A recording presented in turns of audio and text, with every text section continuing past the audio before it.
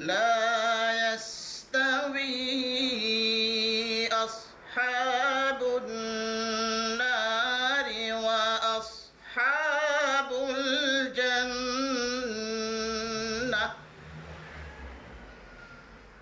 أصحاب الجنة هم الفائزون.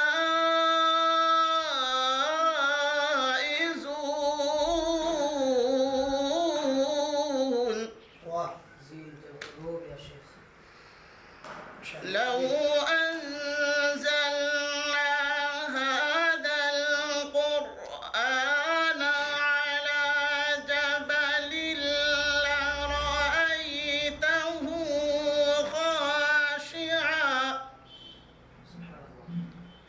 لرأيته خاشعا متصدعا من خشية الله.